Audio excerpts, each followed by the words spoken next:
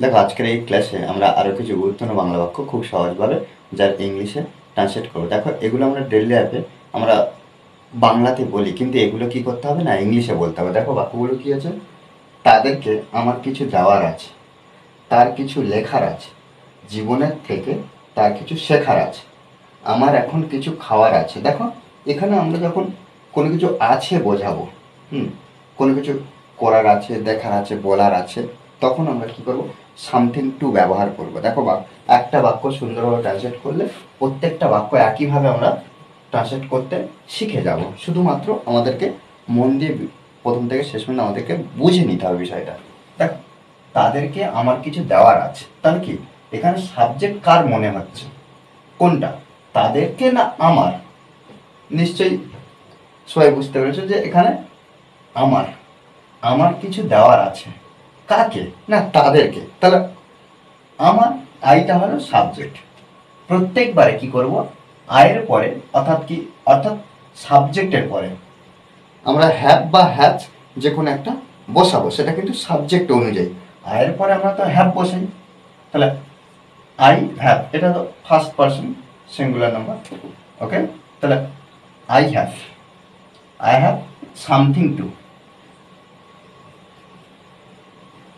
Something to ব্যবহার করব। কিছু আছে, কি আছে, যে কিছু আছে, আমার কিছু আছে, কি আছে না, দেওয়ার আছে। তাহলে এই যে টুর পরে আমরা কি করব, ভার্বটা বসাবো, যে ক্রিয়াটা পাবো সেই ক্রিয়াটা বসিয়ে দেবো। তাহলে টু, তাহলে দেওয়ার, গিভ মানে কি, দেওয়া, তাহলে দেওয়ার আছে, আমার কিছু দেওয়ার আছে। কাকে, তাদেরকে, দেম। তাহলে এখানে যে ভার্বটা ব্যবহার করছি এটা কিন্তু V1 এ, অর্থাৎ কি ভার্বের প্রেজেন্ট রূপটা, প্রেজেন্ট রূপটা আমরা ব্যবহার করলাম।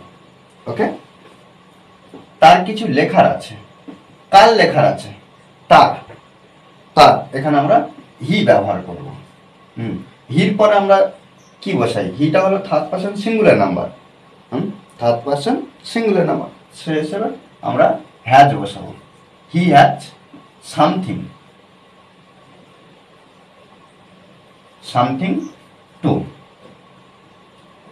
ওকে, এবার কি সামথিং টু, এরপর ভার্ব বসাবো, কি লেখার কথা বলা হচ্ছে, রাইট। ওকে, জীবনের থেকে তার কিছু শেখার আছে।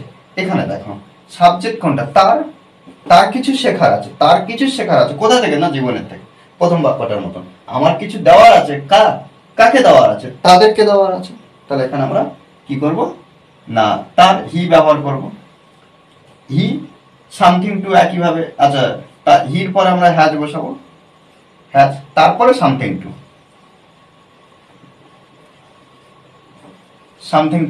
তাহলে হি হ্যাজ সামথিং টু, শেখার, লার্ন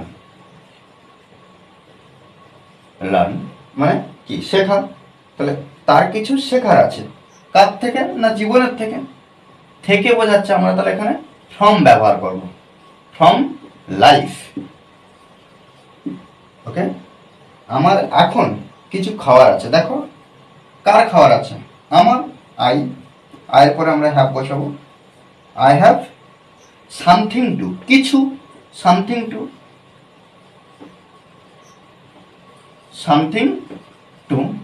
তাহলে আই হ্যাভ সামথিং টু, খাওয়ার, ইট, এখন, নাও। ওকে, দেখো এইভাবে কিন্তু আমাদের প্রত্যেকটা বাক্য সুন্দরভাবে ট্রান্সলেট করতে হবে। আমাদেরকে মনে রাখতে হবে যে প্র্যাকটিসের বিকল্প কিছু হতে পারে না। আমরা যত প্র্যাকটিস করবো তত ইংলিশে আমরা ইমপ্রুভ করতে পারবো। প্র্যাকটিসটা সবসময় চালিয়ে যেতে হবে। আর এই ধরনের গুরুত্বপূর্ণ প্রত্যেক দিন আমরা যে ডেইলি লাইফে যে বাংলা বাক্যগুলো আমরা ব্যবহার করি, কিন্তু সেগুলি ইংলিশে বলার জন্য আমাদেরকে প্র্যাকটিস করতে হবে। আর অবশ্যই এই চ্যানেলটি সাবস্ক্রাইব করে পাশে থাকবেন, কেন এই ধরনের ক্লাস আমি অনবরত দিয়ে থাকি। ওকে, আর যারা এখনো পর্যন্ত এই চ্যানেলটি সাবস্ক্রাইব করেননি তারা অবশ্যই চ্যানেলটি সাবস্ক্রাইব করে পাশে থাকবেন। Okay, thanks for watching the video.